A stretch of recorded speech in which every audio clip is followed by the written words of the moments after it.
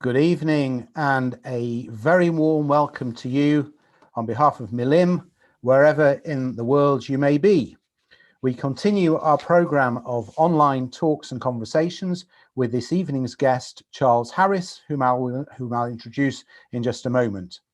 You will have the ability to ask questions at the end of Charles's talk, but you can post the question at any time you like by using the Q&A facility on your screen and typing in the question you would like to ask. As always, we will try to get through as many questions as possible. Please also note the chat facility through which you can send a message to the other participants on this webinar, should you wish to do so. This webinar is being recorded and will be available at the Milim website at milim.org.uk in the coming days. There you can also catch up with other events you may have missed and book tickets for our forthcoming programme. And so to our speaker. Charles Harris is a successful award-winning filmmaker working as a film editor before writing and directing for cinema, BBC and Channel 4. His film Paradise Grove, released in 2003, starred Ron Moody and won several awards, including being named as the Anglo-Jewish Film of the Year by the Jewish Chronicle. He has since moved into writing novels, and his debut, the tabloid satire The Breaking of Liam Glass, became a #1 Amazon bestseller and was nominated for 2 international awards. His latest work is Room 15, which was published by Bloodhound Books last year, and which he's speaking about this evening, among other things. So, Charles, we're excited to hear all about this book and how you came to write it. So, over to you. Thank you, Jonathan. It's very nice to be back here. I'm a member of BAFTA as my film professional background, and which means I get to see all sorts of films, including ones that aren't out yet. And I was very lucky to see a film that's coming out in March with Anthony Hopkins called The Father. Just saw it a couple of weeks ago. And it's a tremendous film, but to be honest, if I had known what it was about, I probably wouldn't have watched it before. I wouldn't have actually turned it on to watch it. Anthony Hopkins plays a man, an elderly man with dementia, which would have been an off-putting subject for me, except that the film and the play it's based on uses amnesia in a very interesting way. It actually becomes a kind of thriller.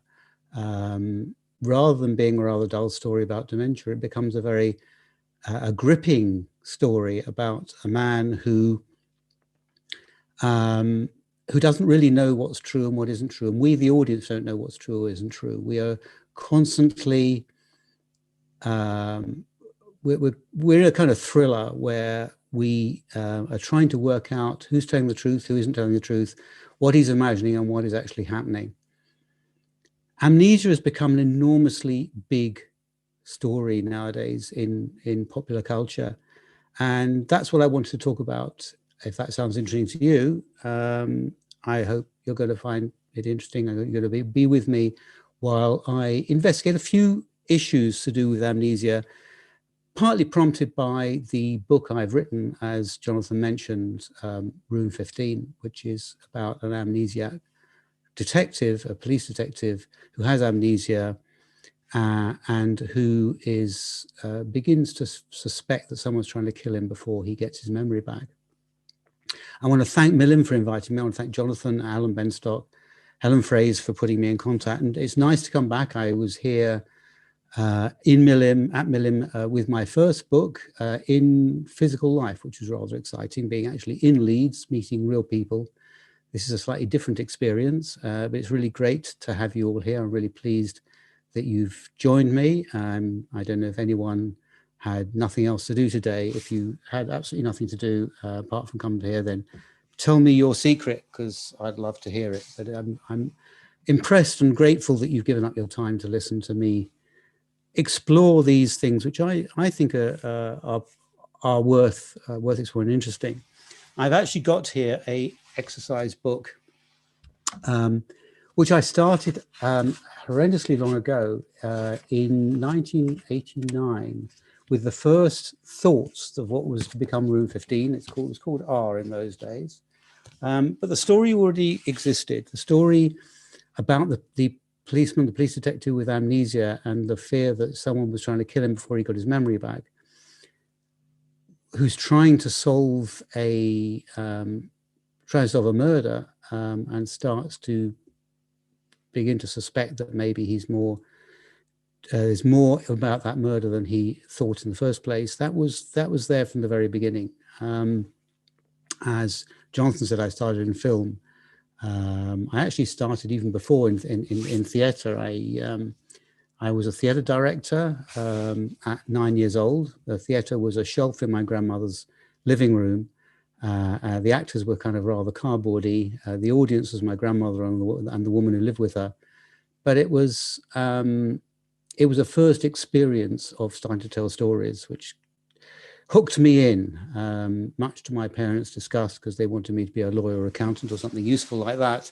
And I've been telling stories ever since. I started as an editor, as Jonathan said. My first film was about Marc Chagall. My last film, the cinema film that Ron Moody was in, that Jonathan mentioned, Paradise Grove. And in between, I've done just about everything: documentary, drama, soap operas.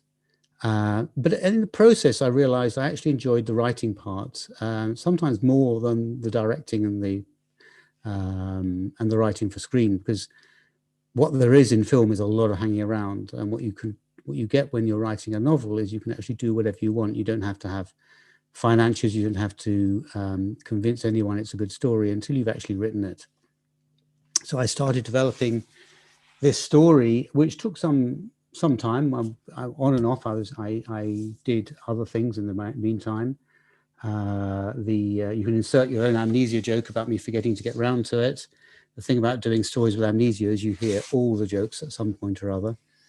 But it got me interested in amnesia itself. When I started, there actually seemed to be very few stories about amnesia going around. That exploded. There's since, particularly with The Matrix, with the Bourne Identity, the Bourne series, and Memento, which really hit the big time, amnesia suddenly became very popular. And that made me interested into what was it that attracted me? What was it that attracted other people? The interesting thing is, actually, if you start looking back, amnesia stories with amnesia in go back right to the very beginning. They're there in Greek mythology. The river Lethe was renowned as if you drank from it, you lost your memory, or depending on how much you drank, you lost some or all of your memories. Amnesia is seen in fairy stories going back a long way as well. The interesting thing is that the amnesia has changed to a certain extent over the way literature has used it over the years. Those very early stories very much were about forgetting as a thing that was imposed on you, usually physically, usually through a magic spell or a magic potion. Now, one thing I've been using to approach why people are interested is a great book by a wonderful writer called Bruno Bettelheim, which I recommend very highly, called Uses of Enchantment. He was a psychologist. He was in Dachau. He escaped he got out of Dachau, came over to this country. He was very interested in why we tell stories. And he wrote Uses of Enchantment as part of an exploration, particularly why children, what children listen to stories and why they want the same story time and time again. Anyone who's been a parent will, I'm sure, have had that experience of having to read the same story over and over again. I remember my younger son was fascinated, for example, by Superman movies and wanted to watch them over and over again.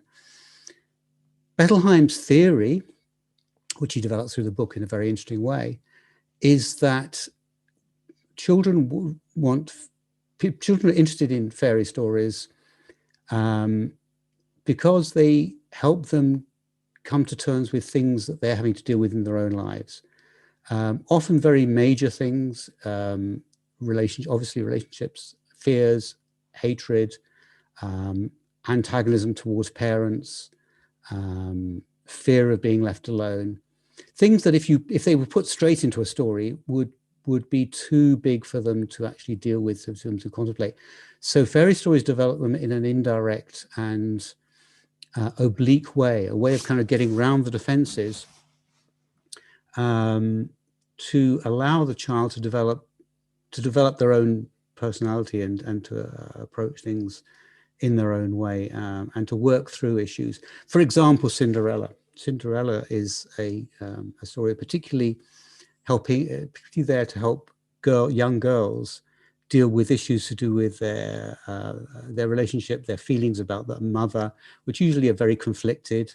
There's obviously all sorts of unconscious issues going on towards rivalry for the father, hatred of the mother, love for the mother, fear the mother might abandon them, which you couldn't really put into a story for a young child, but in the guise of evil stepmother, a mother who is actually dead, so which is why the stepmother's there, the ugly sisters, the good fairy godmother, all of those can kind of, as it were, take parts of the child's feelings about their own mother and put them into what's basically a safe space. So I'm thinking, what about if we look at stories for adults and think, what is the safe space that a story about amnesia is giving us as readers? Now, those early ones, you could say, for example, they're developed at the time of Greek mythology and the early fairy stories at times when people were not in control of their lives, where maybe the idea of being able to wave a magic wand and lose your memory, on the one hand, is very fearful. Somebody can do that, some witch or evil character can do that to you. On the other hand, there's a kind of fantasy that you could do that to other people. And amnesia stories stayed very much in the kind of the magic area for a long time, as far as I can tell. I pretend to be an expert on Greek mythology. But it's really around the time of Shakespeare that things start to change. And in fact, Shakespeare probably was could well have been the first writer who actually started to looking at amnesia as something that is sparked by emotion rather than some kind of physical, magical influence. And particularly in King Lear. In King Lear, we see a man who loses his memory at a key point in the play. He goes mad, partly under the emotional trauma of being betrayed by his daughters, and it's also partly through dementia. It's one of the first and apparently very accurate depictions of the onset of dementia. Amnesia became more and more popular through the 19th and 20th centuries, particularly in novels and then in movies. And things started to change. And the amnesia stories around that time are very much about physical trauma. Amnesia can come from physical or emotional trauma, but most of the stories seem to have been sparked off by a physical trauma. I mean, everything from the cliche, someone being banged on the head, and if it helps, it doesn't actually cure it to bang yourself on the head again, so don't try it, all the way through to severe injury. Now, obviously, a lot of that was inspired by the fact that in the 19th and particularly 20th centuries, we had more and more soldiers coming back with horrible physical injuries and also emotional, PTSD, as shell shock, as it was called in those days. We also started to realize that people repress emotions and repress feelings and repress memories through Freud initially. So authors and ultimately filmmakers wanted to start to deal with that. So you get a series of films and stories where people are dealing with things that have been repressed or memories that have been completely blocked out through physical trauma. And like I say, it's not necessarily the mechanism that makes the difference, it's the story, the theme that allows us to start to deal with things. So the question I started to ask is, what are we dealing with? And if you look at the 20th century in particular, what's interesting is that society is going through a number of interesting changes. Through the 19th and 20th centuries, particularly in Western society, things are getting a lot easier. Instead of being constantly faced by death and destruction, most people were finding life a lot less dangerous. At the same time, though, we get some of the most horrendous things, some of the most awful atrocities that's been known in human history. So that itself starts to create an interesting dynamic, that you have the First World War, you have the Holocaust, of course, you have some terrible atrocities that have continued through Srebrenica and Rwanda, and also pandemics, the Asian flu of 1918, AIDS and other diseases. So at the one time we've got people who are kind of living an easier life. Then you've got the shock of these things, which of course are getting massive more coverage, because you've now got global communications, you've got newspapers, photography, film, TV, and now the internet. So I think it's not a great surprise that stories start to deal with things to do with memory and forgetting in increasing numbers. It intrigues me. I mean, for a long time, of course, soldiers came back from the war and they didn't talk. People came from the Holocaust and didn't talk. It was actually took a long time for people to start to deal with that stuff.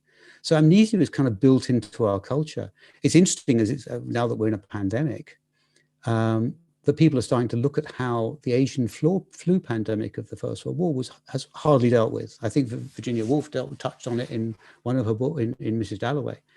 But compared to the enormous amount of writing about war, the pandemic, which killed more people, vastly more people, is hardly touched on in literature. But we do get stories of amnesia. This came to a climax in the 1940s with an enormous number of Hollywood movies and novels. Graham Greene's novel, The Ministry of Fear, for example, though it doesn't deal with amnesia all the way through, has a character who does, who's in it's set in the middle, it's written and set in the middle of the Second World War. And his main character, he's in a bomb blast and loses memory. The interesting thing there is that not only is it a question of forgetting or remembering atrocities, there we also have an enormous amount of guilt that comes in. And I think there's another issue that comes in with amnesia stories, is there is a sense of guilt. There's survivor guilt in that we've survived it. These awful things happen, we survived it. There's also guilt that maybe we caused it. Maybe we are involved with it. Maybe we need to look at ourselves. And this, in Ministry of Fear, Graham Greene deals with this full on. The character, the central character, the protagonist, he is afraid of, he's actually, he can't forget something he's done in the past. And in a way, the amnesia episode allows him to begin to come to terms, initially by forgetting, and then when he starts to remember, to come to terms with the guilt he feels. It's an interesting theme that I think we may come back to, which is that, of course, forgiving, including forgiving yourself, involves not just forgetting, but also remembering. You can't forgive something that you've forgotten. You have to remember it in order to forgive it. But at the same time, I think it's interesting that we have so many remembrance days. I think obviously Remembrance Sunday. There's also obviously International Holocaust Remembrance Day. There's actually about, I checked it on the internet, there's about 50 plus remembrance days now around the world. Remembrance and forgetting have become an increasing issue.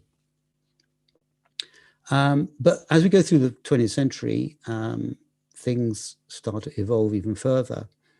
And what we find is the beginnings of some science fiction stories which become science fiction films, particularly in the 1990s, where for the first time, people can actually make amnesia happen. Matrix was a big one, of course, where amnesia is being created in the human race so they don't realize what's really happening to them. That became enormously popular, and it's ironic that the Matrix climaxes with the idea of a blue pill and a red pill. Blue pill sends you back to not knowing the truth about reality. The red pill you swallow, you know the horrible truth. It's one of the ironies of culture that the red pill has been taken up by the alt-right, particularly alt-right pro-male toxic masculinity, however you want to call it, movement as a symbol of understanding the so-called truth about what women are doing for men. But I mean, I think that's interesting too, that we look at the alt-right, we look at the people, for example, who stormed the Capitol. We look at the anti-vaxxers as if they're kind of trying to forget the truth. Their view, of course, is they're trying to remember. They think that we've forgotten or lost or somehow don't understand the truth, that we're deluded. Truth and forgetting, finding delusion, finding out what is true is becoming a bigger and bigger subject. And it's no surprise that more and more films are dealing with it. So we had 3 major films in particular that dealt with science fiction. There's The Matrix, there's Total Recall, where the Arnold Schwarzenegger character discovers that he's actually got buried memories that he's actually volunteered to forget as a spy. And then we got Eternal Sunshine of the Spotless Mind, which is interesting in that the 2 characters, the protagonists, a man and a woman who were in love, who've fallen out of love, and they want to forget the bitterness of the end of their relationship. And so they actually volunteer to go for memory wipe.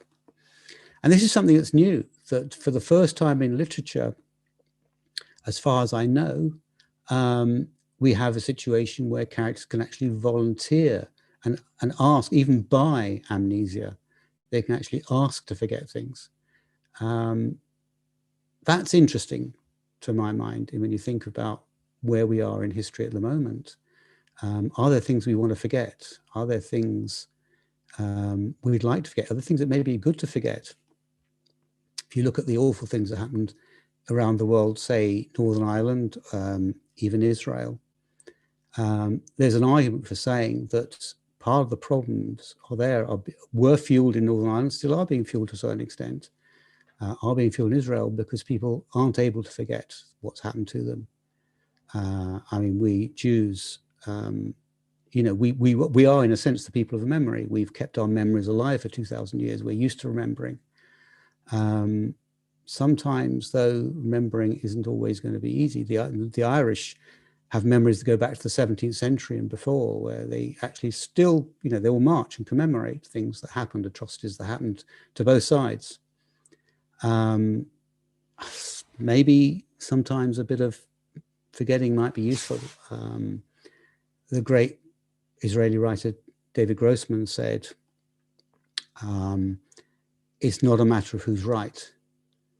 It's a matter of whether both sides can learn to trust each other.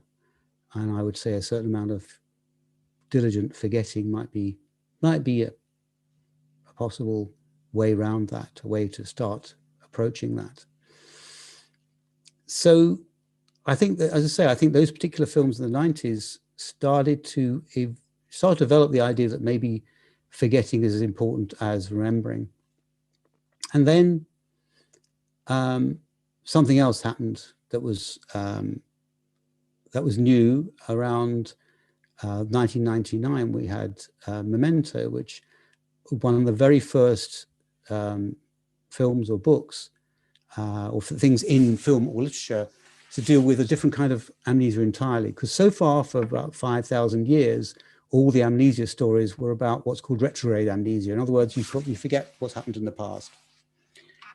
There's also anterograde amnesia, where you can't make new memories. And Memento is one of the very first, if not the first film to start dealing with the fact that with a character, Leonard Selby, who actually can't make new memories and has to try and piece together what's happened to him and what he's been doing without the ability to remember anything more than 15 minutes long. We also have a some great novels that came out after that. Before I Go to Sleep, and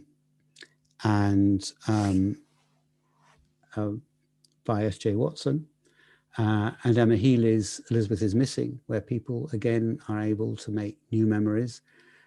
With Elizabeth Missing, we're starting to deal with dementia, which is no great surprise because, of course, there's a lot of dementia we're getting more and more aware of dementia too. So what does that say? Well, what interests me is maybe we're entering a period where people are starting to realize that the future is more dangerous than it ever was. For the first time in human history, we're actually able to destroy ourselves. This started, of course, with the nuclear bomb. We've now got the climate crisis. We've got pandemics. We could be seriously worried about what's going to happen in the future. So is it a surprise that we're getting stories about not being able to even think ahead, let alone think back? Well, when I started writing Room 15, I wanted to deal with amnesia in a very realistic way. There's a lot of interesting articles on the internet about how literature deals with amnesia and gets it wrong. I mean, to a certain extent, amnesia is an easy thing to write because so little is known about it, and there's so many variations you can almost make up as you go along. But there are things that you can't say. One thing that's very unlikely, and where the Jason Bourne movies, good as they are, get it wrong, is that a sufferer amnesia will have no other effects, that they'll just be able to run their life in a normal way without anything else going wrong. The chances are they will have other serious difficulties. They may, even if they can't remember backwards, have difficulty making new memories to begin with. They'll be doubtless totally stressed. There'll be lots of emotional impact going on. I also started to investigate a different form of amnesia, which is where people actually have different personalities. I wanted Ross, my main character, to be toying with all these possibilities. Is it a physical thing that's happened to him? Is it an emotional thing that's happened to him? Is it some sort of trauma? Does he have a different personality inside him that's somehow done something? Is it guilt? As we've seen in many stories, as with the Graham Greene, as with Jason Bourne, there's always this issue of, is the character, the protagonist, really guilty? Has he really done it? Or in the case of Room 15, he's concerned that he may have done it. He may be being framed for the murder that he's investigating. So I wanted to explore these things, and I wanted to see how they did relate to our issues of what kind of people are we? What I think amnesia very much explores or makes us think about the kind of person we are. What are we without our memory? What are we with our memory? Are we not the person we thought we were? I'll just read a little bit, if that's okay with you, from the beginning. I have got a couple of offers. I'm delighted to say my publishers have allowed me, let's put a link in, my publishers have allowed me to put up the opening chapters of the book for free. You can, if you go onto my website and put in your email, you will get my emails, which you can unsubscribe to if you want. I do reviews of crime books. I do stories, and I do advance offers and news of new things that are coming up. But I put the link there. They've also got Room 15 available at a special reduced price from Wednesday for 99p for a week, which is very exciting. I'm going to read the opening. The first chapter is a kind of prologue where we meet Ross Blackley, Detective Inspector, who's on trial for on multiple counts of murder and physical attack. And then we come back to a year before. This is where he first discovers that he can't remember. Something feels terribly wrong. It's starting to snow, but it's August. I look up as the flakes swirling under the street lamps, and as I do, a car horn blares in my ear. Annoyed, I turn towards it and find I'm standing in the middle of a road which is swaying slightly under my feet. But I'm not drunk, of that I'm sure. The driver shouts something I don't catch and then swears loudly as he accelerates past. What am I doing here? The night is dark and desperately cold, colder than I've ever known in summer before. And banging my hands together to try and get them warm, I set out to continue walking the way I was going. But which way was that? Dimly lit council flats rise on either side. In one direction stands a darkened church, its black spire jabbing up at the sky. I don't remember it. In the other, there's an unlit car showroom, the ghosts of unsold cars faint behind the glass. To my growing horror, I don't recognize that either. Two men have seen what happened and cross over. One reaches out, takes my arm and helps me onto the pavement. You okay, mate? He asks.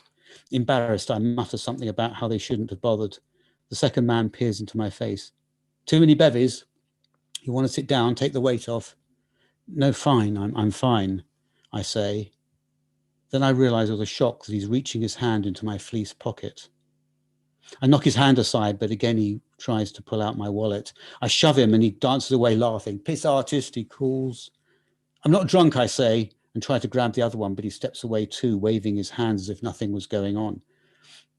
I go to chase after them, but my leg hurts, and the two men have a head start and soon disappear into side street. I stop, breathing heavily, and lean on a wall for a moment to get my bearings, feeling foolish and confused. The snow is settling on the wall and on the pavement, a faint glimmering of white. My neck hurts, so I rub it and watch the flakes drift down to land, one on another.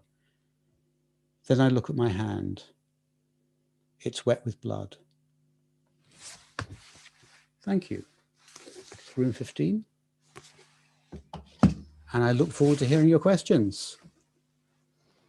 Well, thank you, Charles. Absolutely fascinating to hear all about the background to the book and some outline of the plot. And if you do have questions for Charles, please put them through on the Q&A now, and I'm sure he will do his best to answer them. Tell me, Charles, you know, this is a thriller you've written, Yes. a psychological thriller.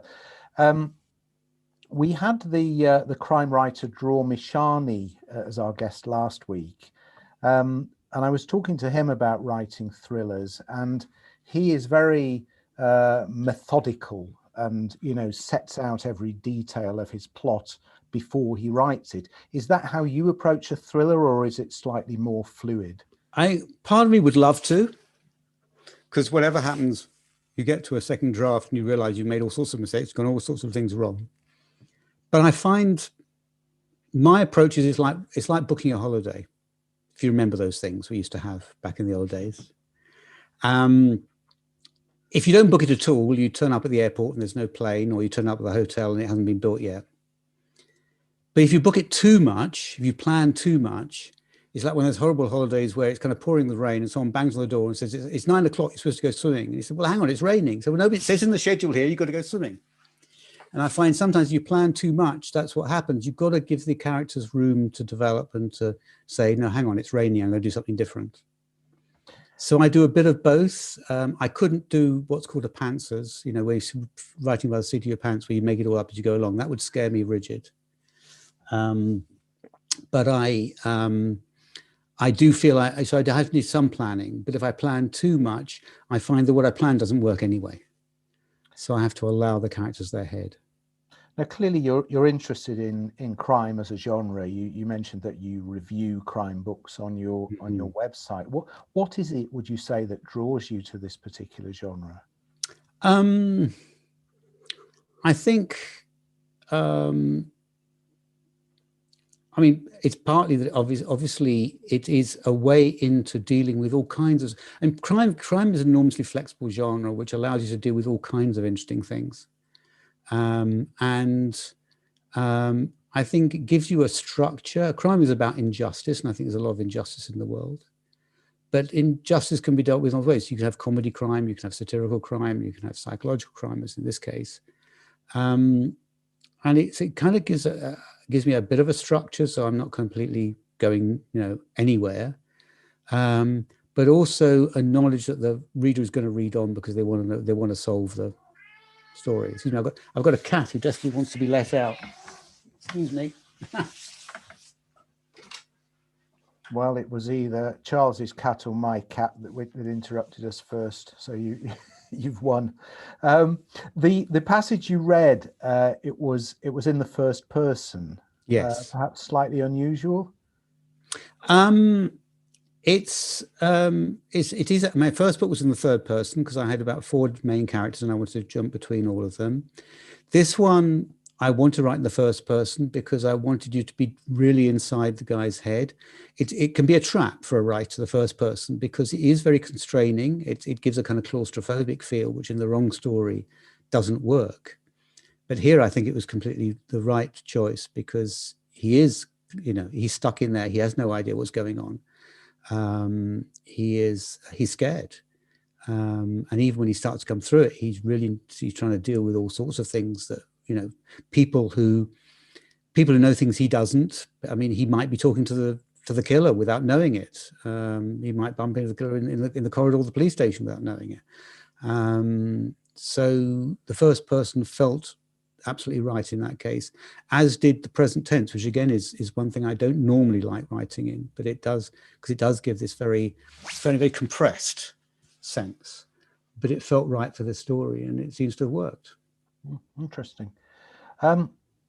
You've spoken a fair bit about people choosing to forget things, but I think reflecting on amnesia, isn't it actually a really deep fear of us all? And I think this is brought out by a question Helen Fraser asks. She says, do you think there's a distinction between loss of autobiographical memory and amnesia? For example, is loss of autobiographical memory more profound than loss of memories from amnesia? Locke maintains that autobiographical memory is the key to one's personal identity. But is amnesia the same? I mean, aren't we are all terrified to forget ourselves, to forget who we are, perhaps to act in a way that we wouldn't ordinarily because we've forgotten ourselves. Well, so, this is the case with Ross Blackley, that, he suddenly realizes he's lost 18 months of his life. He can remember back before that. He starts to realize there have been other gaps before that, which he hadn't even been aware of. And he wonders who's been living those 18 months. Who is it? Is he the same as him? He starts looking at emails that seem to be written by a different person. It is scary, absolutely. And I think it goes very much to the heart of what are we without a memory? What are we even with our memory? Like I say, are there things about us? Maybe it's just me, but I feel we've all had situations where suddenly we think, did I do that? Was that really me? Even without modern things like dementia and Alzheimer's, that's a shocking thing to find. I think it's part of growing up is dealing with that sort of thing. We've got more interest in this theme. Eva Adams asks, I'm interested in what you said about the link between amnesia and multiple personalities. I wonder if alternate personalities could be a coping mechanism in the sense that they allow for a safe exploration of difficult memories or emotions. Yes, absolutely. In fact, multiple personality disorder, as it used to be called, is now come subsumed under DID. God, I forgot what DID stands for. Dissociative identity disorder. That's right. Where we dissociate, it always comes from a deep emotional trauma, usually back in childhood, where because the child is unable to really cope with the high level of emotion, and therefore creates a kind of personality to deal with it. We all do that to a certain extent, but it's less distinct. The personality is accessible. We all have moments where we think, we do things differently. I mean, to a certain extent, we go to work, you're a different person. You phone your mother, you're a different person. There's a certain ability to tap into that. Where it becomes a problem is where those people, those different identities are in conflict. I studied a thing called neuro-linguistic programming, NLP, where one of the techniques you can use is by putting the parts of yourself together where someone feels they are sabotaging themselves. They try and do one thing and they sabotage themselves. In the extreme case, that, in the multiple personality disorder, like I say, it was DID, that personality isn't even accessible. You don't know it's there. And there's some fascinating books where I think the maximum, someone actually found there's an American man, a very successful businessman, found he had 15 personalities inside him. And he found out because he was having problems. He was having drinking episodes. He was having blackouts, losing bits of his life. And he was talking to a psychotherapist. And he was going to give up the therapy because it wasn't getting very far. And he went in, and then after about a minute, the therapist said, "Well, that's it, your hour's over." And he said, "What?" He said, "You mean, what happened the last hour?" And he said, "Do you not know Tommy?" He said, "Tommy?" He had been Tommy for the previous 50 minutes and didn't know anything about it. And that opened in a whole new thing. The famous book is Sylvia, where a woman was found herself walking down the street. She thought she was in a laboratory. I think she was an undergraduate doing some experiments, and found herself in, I think it was Cleveland, Ohio, miles away, in a very thin coat in the freezing cold, with a strange hotel key in her hand, not knowing how she got there and what she was doing. She found she had about 7 personalities. But all of those went back to childhood trauma. So you mentioned NLP. Catherine Riley has asked, how helpful was your training in LLP? Presumably quite useful for my amazing. I mean, I'm a total convert to NLP. I think it's amazing. I mean, it is. A lot of people who've done NLP, I mean, unless you've done a lot of it, people get an idea of one bit of it. It's a bit like the old Hindu story of the 3 blind men and the elephant. Some people get the trunk. One guy gets the trunk and says it's a snake. Another guy gets the leg and says it's a tree trunk, and another gets the tail and says it's a whip. It's a lot of things, and the personality division thing was just one tiny bit, but it's and learning the hypnosis side was very interesting too. It's a bit like getting the instruction book to the brain. We've all got bits of it. We can all do bits, we've learned. And I always feel it's a bit like, to change metaphors, like you're driving a car and all you've ever been taught to do is first gear. And someone keep on going past and say, how do they do that? And somebody actually shows you, well, there's 2nd, 3rd, 4th and 5th gear, and there's reverse. And you've got a radio and lights you can turn on. It's a bit like that. Sounds like a good advert. You mentioned something on your website about Ericksonian hypnosis in connection with this, but what is Ericksonian hypnosis? It's a form of hypnosis that we actually all use instinctively without realizing it. It's Milton Erickson, who was one of the 3 people who the founders of NLP based NLP on, essentially made hypnotherapy acceptable and official in American psychological medical history. And he just talked to people. He didn't do anything special, any special fluence, didn't wave watches or anything, but he would talk. Actually, when you talk to anybody, you both kind of go into a light trance anyway. If you concentrate on the television, you go into a light trance. Darren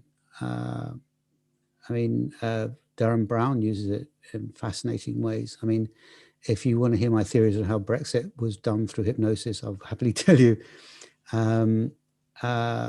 One theory, one thing you need to be aware of, if you weren't, is that by coincidence or not, the American studios brought out the latest Independence Day movie just about a week before the Brexit vote. So the entire country was plastered in posters saying Independence Day.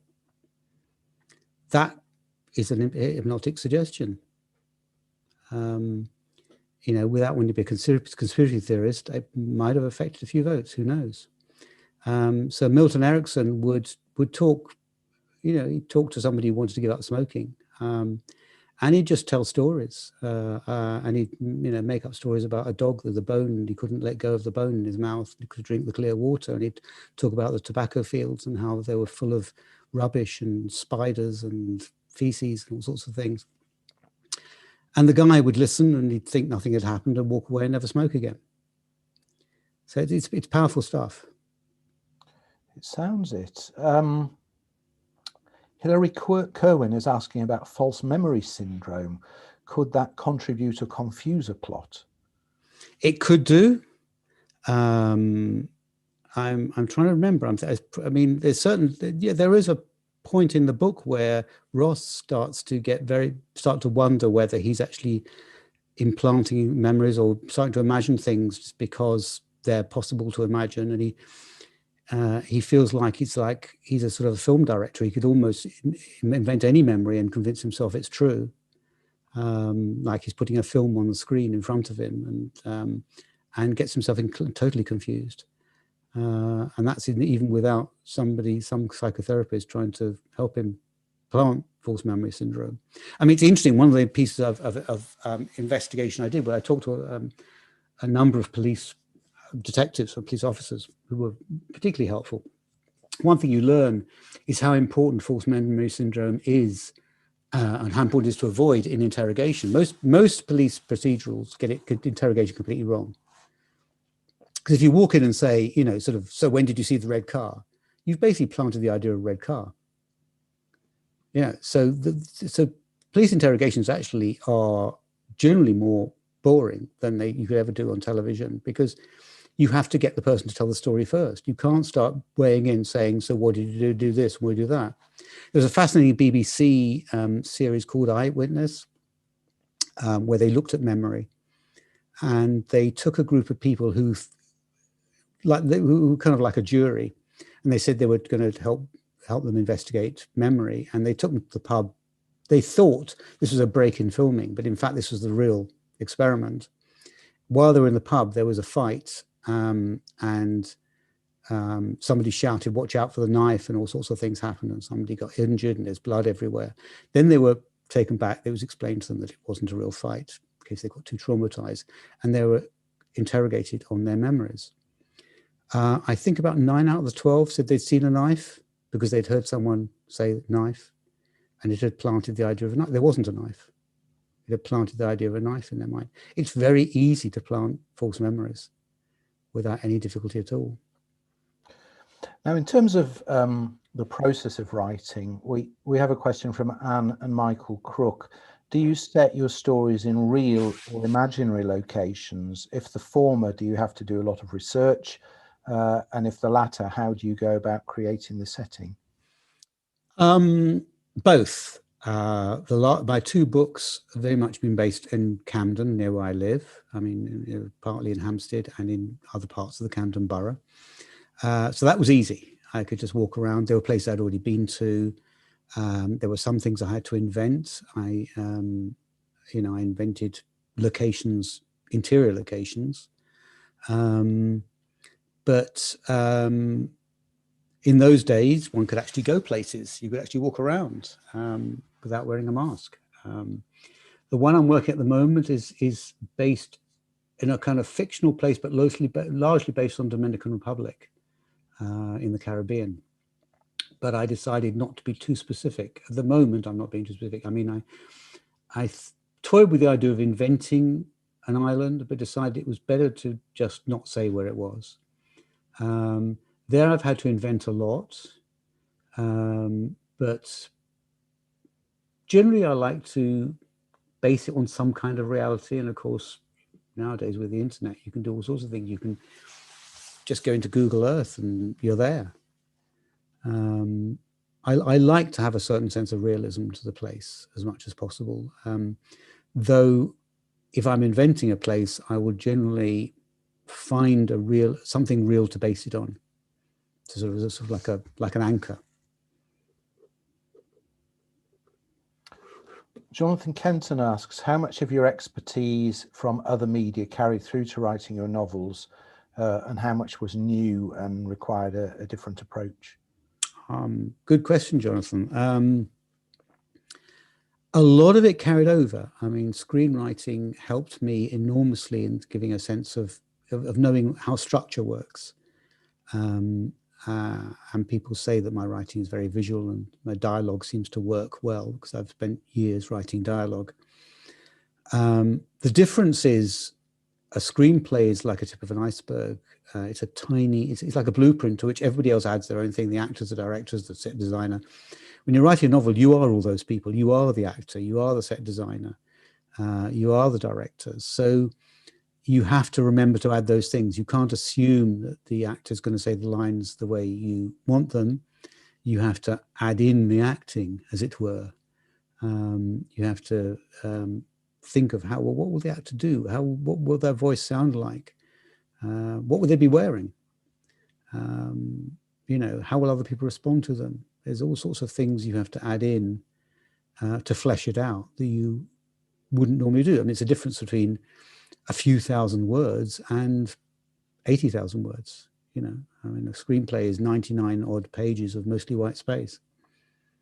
And are you a writer who needs to lock himself away and focus on nothing but the job in hand, or you are? Yes. I mean, Raymond Chandler put it nicely. He said he sees these writers who write from 9 o'clock in the morning to 5 at night non-stop and makes a point never to read their books. But he sat down and he wrote. He sat down in the morning and he closed the door. And it doesn't matter if you write or you don't write. The point is you don't do anything else because it's so easy to distract yourself with things. For some reason, it's scary. Once you start, it isn't. You know, but once you get into the flow of it and you start writing. So the trick is just to sit down and start, whatever it is, whether it's picking up on what you did the previous day. It's taken a long time to educate my family into not disturbing me. The cats haven't learnt this yet, but they get let in and out from time to time. But they don't take too much. They don't distract too much, except when they want feeding. And at 1:30 I finish, and then I go do other things. Catherine Riley asks, have you ever loosely based your characters on people you know? I should put that in the hands of my lawyers. Now, I mean, the truth is, actually, I find it difficult to write a character unless I base it on someone I know, although sometimes characters come to me out of nowhere. But usually I have to find some angle, but you'd never recognize them because I usually do a twist or combine 2 or 3 characters. To give an example, I was writing a screenplay. I was commissioned to do an adaptation of a trilogy of Portuguese novels, actually, set around the beginning of the 20th century in the northern Portugal, which was kind of like Ethiopia in those days. People were starving. I mean, it was awful. The people who grew port wine couldn't sell enough, couldn't sell any. And we the British were undercutting them by doing our fake port wine, and it was a tragic story with a happy ending, I'm pleased to say. But I needed a character, an elderly Portuguese farmer, and I based it on my grandmother, who is not an elderly Portuguese farmer and never has been, but had the kind of salty humor and wit and kind of sassiness that I wanted the farmer to have. So I don't think anyone would have recognized her in the character, but she was an essential part of him. And this book set in the Dominican Republic, is there anything you can share about that and when it might be I don't know at the moment. I don't want to talk too much about it because I'm still finishing it, but it's a comedy crime. And it's kind of based partly among gangsters and Caribbean gangsters and British rock musicians. Sounds enticing. So hopefully you'll come back and tell us all about it when it's finished. So thank you, Charles, for sharing your wisdom and your knowledge with us this evening. As is our tradition, we'll be sending you a copy of This book Fabulous. From the Leylands to Leeds 17. It's by Great. the founders of Milim, and it's about the migration of the Jewish community in Leeds from the suburbs, from the inner city to the leafy suburbs where we are talking to you now. Great. I look forward to it. Now we've got a lot up and coming. Next Monday, I will be in conversation with Elizabeth Green. She is sister of the controversial billionaire retailer Sir Philip Green, and she's recently published a memoir, Not in the Script. And then also next week, next Wednesday, we join with our friends at the Jewish Historical Society of England for Michael Berkowitz on Jews in the boxing world, fighters, managers, promoters, journalists, filmmakers. This talk won't be filmed, so you need to see it live if you're going to see it, otherwise you'll miss it. Monday, the 22nd of February, we have Esther Amini. She is author of Concealed, talking about her life as an American with a Jewish Iranian background. And we round off the month on Sunday, the 28th of February, with a special virtual visit to the British Library to see some of their Haggadot and other illuminated texts. March speakers booked so far include Helen Fry, Gillian Perry and Vera Grudzinski. Please visit our website at milim.org.uk for further details or to book tickets. All our events are free, but a small donation will help us with the cost of staging these events. There is a link in the chat. There's also a link to get the first chapters of Charles's book. And remember, it is 99p on Kindle, I think, from Wednesday this week. So it remains for me to thank our speaker, Charles Harris, once again. Looking forward to seeing you all at a future event. And until then, stay safe. See